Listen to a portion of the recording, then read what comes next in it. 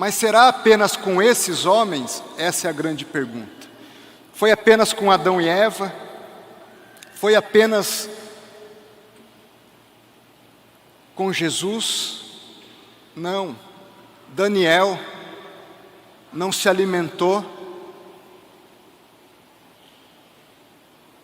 com as iguarias do rei. Daniel não se recusou a orar e clamar a Deus quando necessário, mesmo diante da ordem do rei para que isso não ocorresse.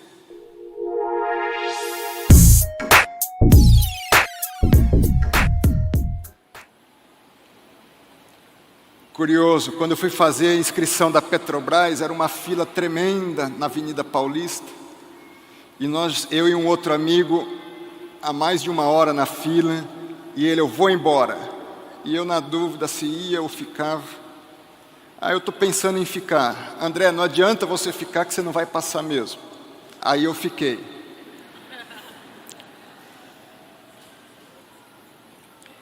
E fui fazer a primeira fase. Um domingo com uma dor de cabeça tremenda, eu tomei 4 comprimidos naquele dia. E passei na primeira fase por 1 ponto. Esse mesmo amigo depois, passar na primeira fase é sorte.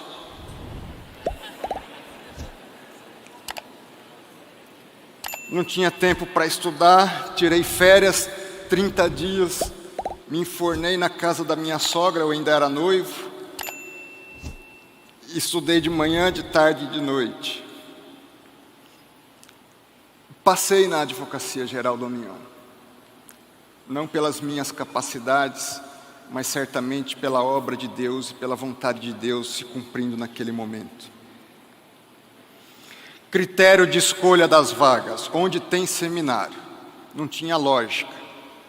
Tinha morado no Rio, em São Paulo, queria uma cidade de interior com seminário. A que mais se aproximava disso era Londrina, eu não conhecia Londrina, mas escolhi Londrina como primeira opção, mas só tinha uma vaga. Então depois Goiânia, Recife, São Paulo, Rio, Campinas. Sem uma lógica geográfica, a lógica é onde há seminário. 7 de fevereiro de 2000, assumo em Londrina. Em fevereiro de 2000, me matriculo no seminário e inicio ali o curso de teologia. Interessante, trabalhávamos demais, tinha que fazer o curso à noite. Sábado e domingo era dia de estudar para o curso, porque durante a semana não dava tempo. Então era um trabalho muito intenso.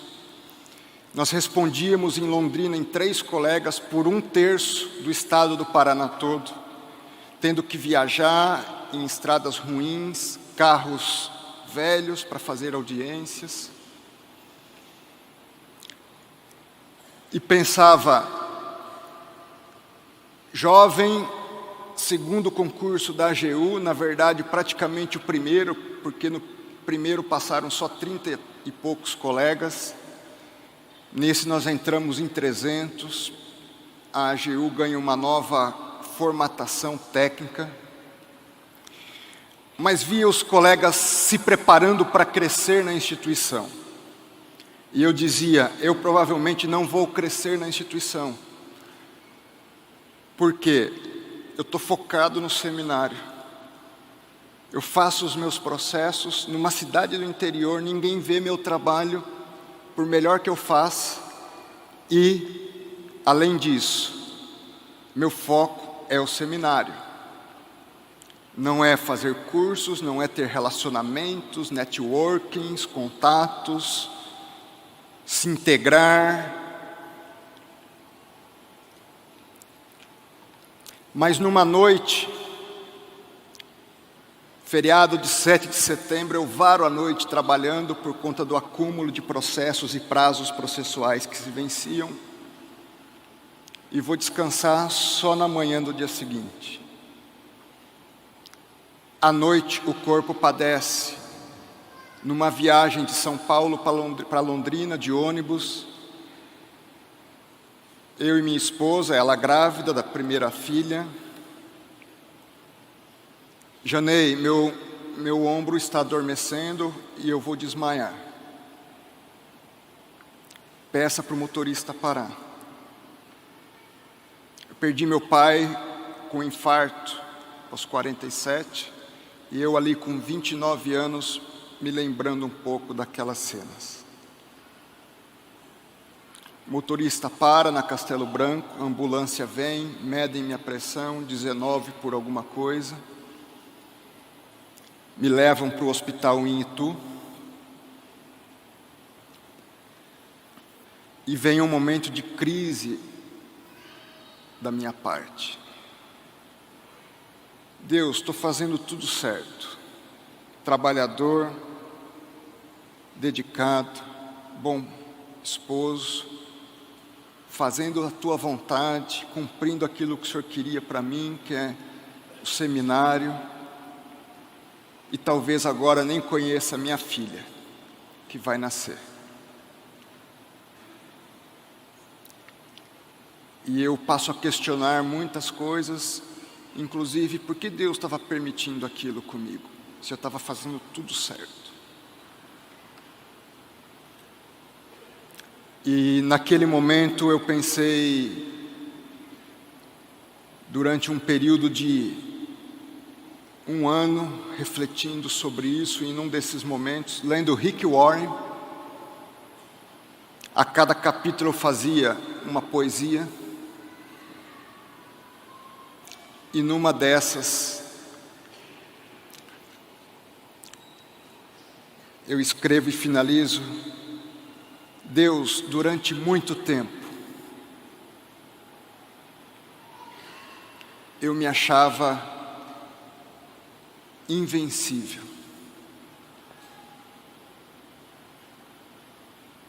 Para fazer a tua vontade. Hoje, eu descobri que eu sou fraco.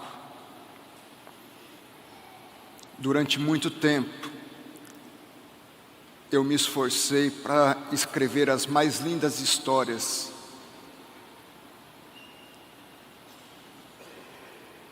para o Senhor através da minha vida.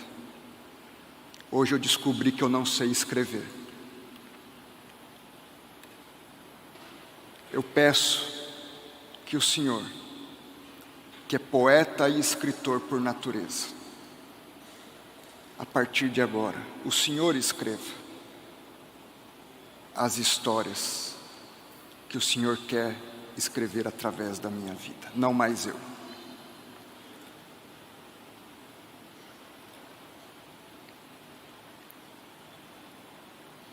Depois nós vamos terminar ao final do sermão essa história. Mas uma coisa eu aprendi no seminário. Deus tem propósitos para as nossas vidas.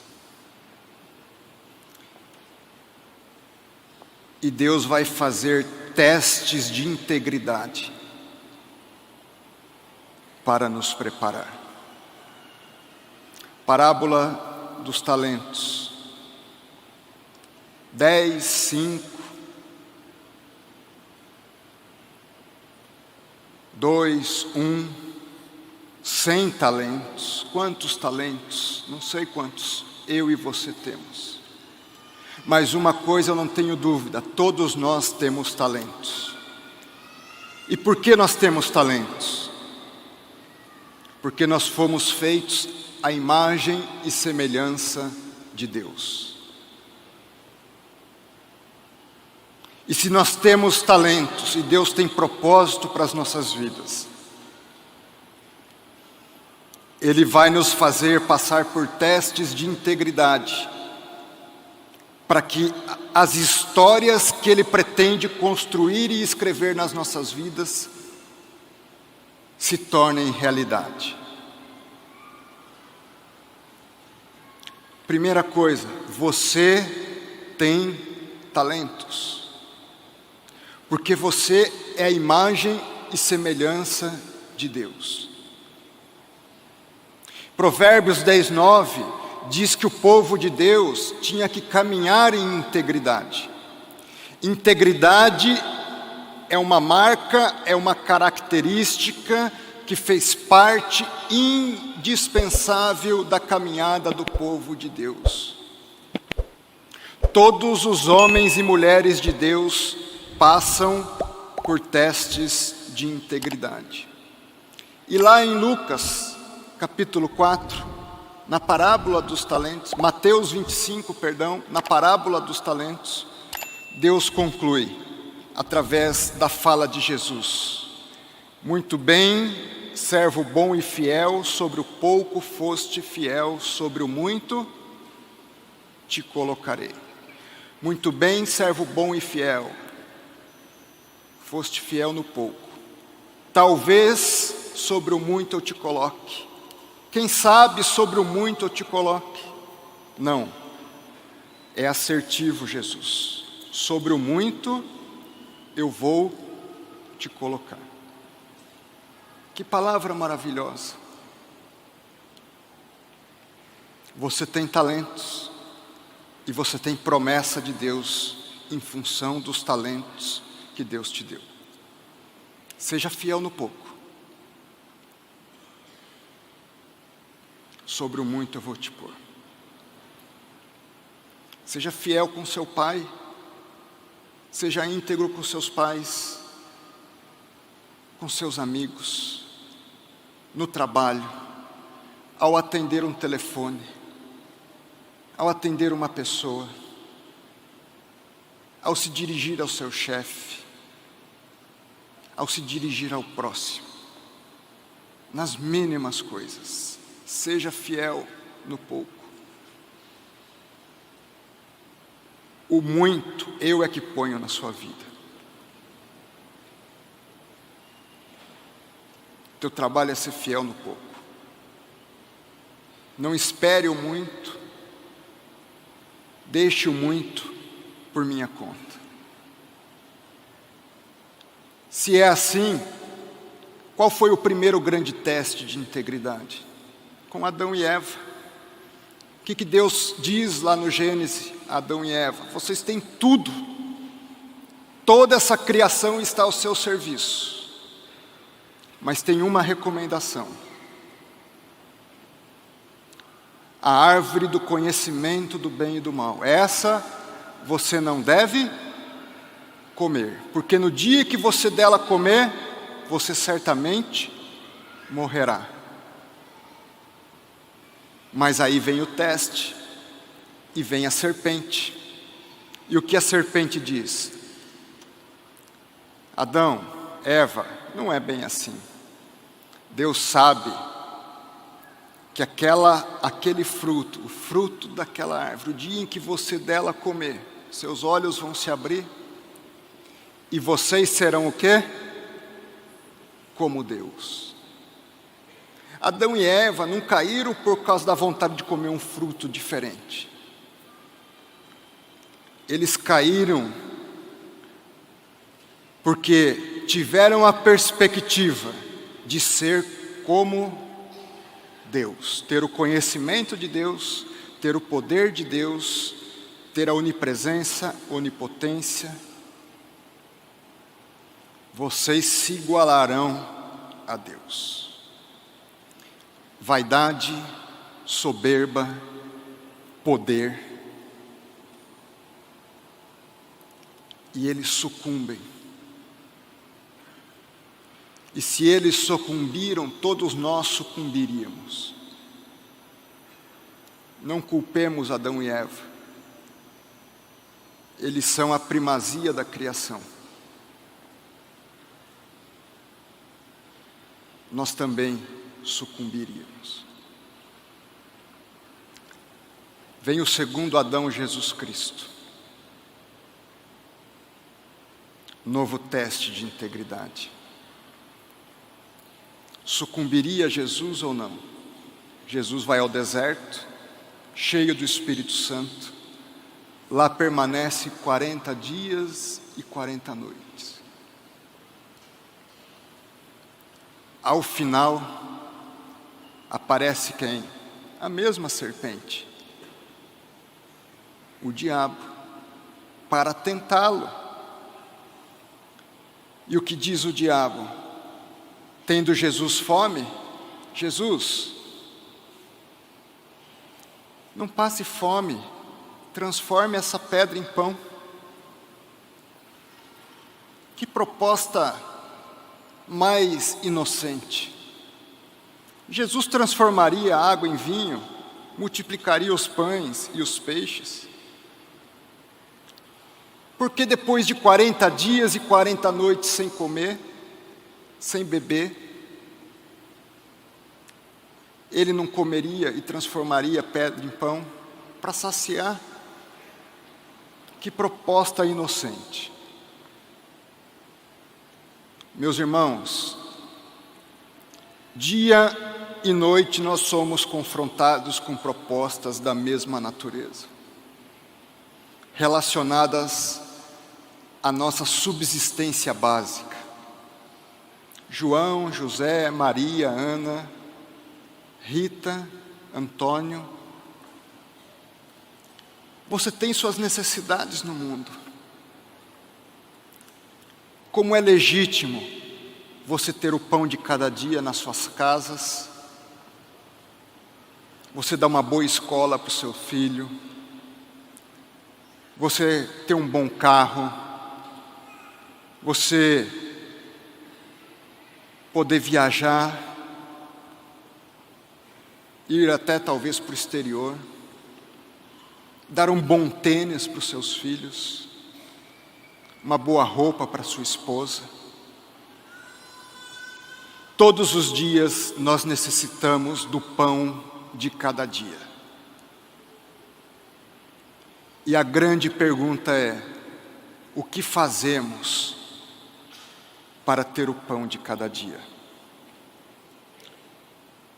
É legítimo dar uma boa casa? É legítimo. É legítimo eu ser corrupto para ter uma boa casa? É legítimo eu sonegar para ter uma boa casa? É legítimo eu, como servidor público, não cumprir os horários e os deveres que eu tenho quando a sociedade paga o meu salário? Não é legítimo. Ter o pão nosso de cada dia é legítimo.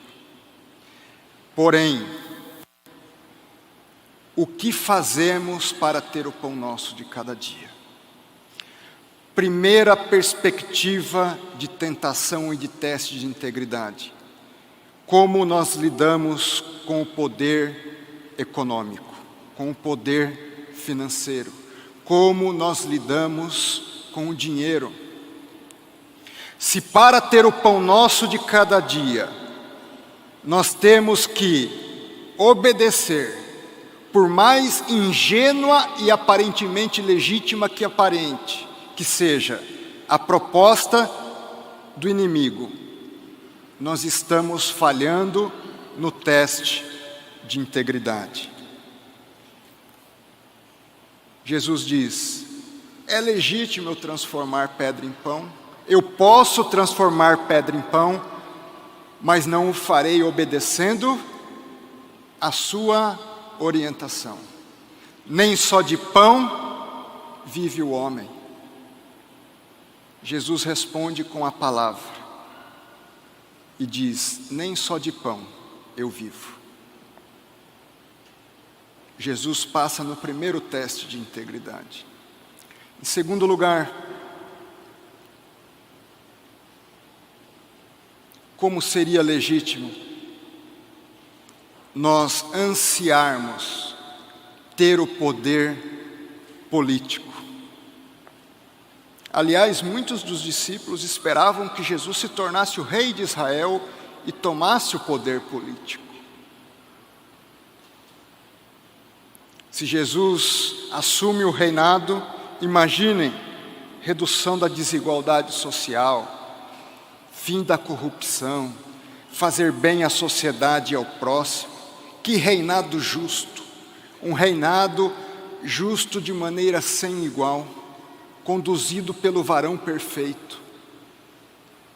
Você já sonhou em ser vereador, prefeito, deputado, governador, senador, presidente da República, ministro? Que sonho legítimo!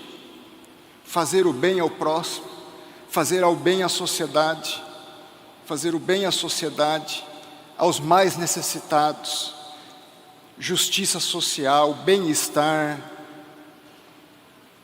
uma sociedade livre, igualitária, justa, fraterna, marcada pela paz, pela prosperidade. O diabo vem e propõe. Jesus está vendo os reinos do mundo. Eles me foram dados. Se dobre diante de mim, e eu lhe darei todos os reinos. Será o reinado mais justo, mais perfeito. Como nós lidamos com o poder político? Como nós lidamos com a perspectiva de termos poder sobre as pessoas, para decidir o que elas vão ou não vão fazer, como fazer, em que tempo fazer, de que forma fazer? Jesus responde: está escrito, somente ao Senhor teu Deus adorarás, e só a Ele servirás.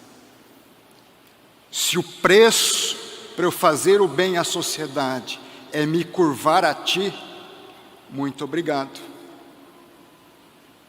Eu só vou adorar a Deus. Poder econômico, poder político. Terceiro grande teste, poder religioso.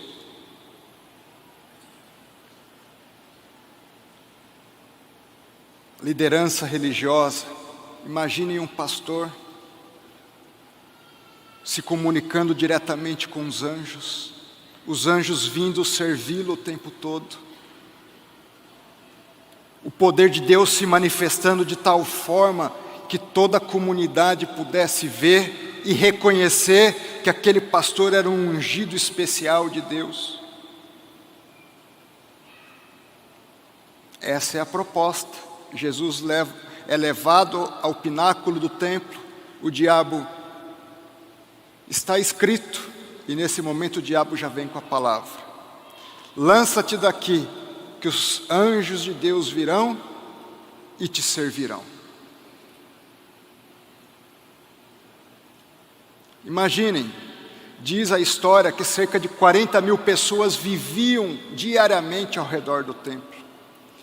Ao se lançar, os anjos vindo acolhê-lo, evidente que aquele era o Filho de Deus. Para que ser crucificado? Para que padecer? Naquele momento se manifestaria a divindade de Deus, de Jesus. Jesus responde: não tentarás ao Senhor, seu Deus. Jesus vence a tentação da subsistência, do poder político e social e do poder religioso. Cuidado, nós cristãos, nós, diferentemente de tantos outros, temos que lidar diariamente com esses três poderes. Diariamente somos submetidos a testes de integridade. Jesus ali se credencia e inicia o seu ministério a partir desses primeiros grandes testes de integridade. Depois disso, ele transforma água em vinho, multiplica os pães e os peixes. Depois disso, ele tem uma palavra que transforma e dá dignidade humana às pessoas que se aproximam dele. Depois disso, em vários momentos, Deus se faz revelar na vida dele. Pedro, João, Tiago, vem a manifestação de Jesus, de Deus na vida de Jesus. quando Jesus ora no monte, e estão ali Moisés, Abraão, em vários momentos aquilo ocorre, mas para isso ele se curva exclusivamente a Deus. Mas será apenas com esses homens? Essa é a grande pergunta.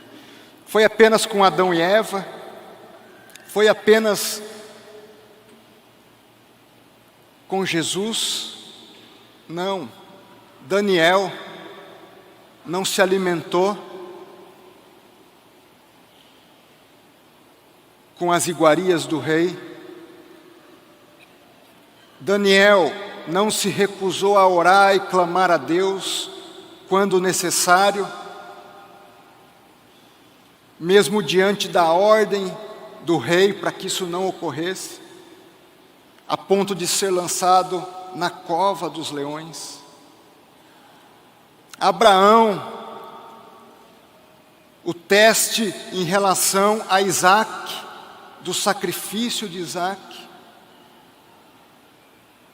Moisés, rotineiramente posto em xeque, a sua liderança, a sua proximidade com Deus. Jó, quantos testes de integridade teve Jó ao ver toda a sua família morrer, a perder todos os seus bens, ao ser questionado por seus amigos se valia a pena continuar ou não servindo a Deus. Paulo, as perseguições, as cadeias, os espinhos.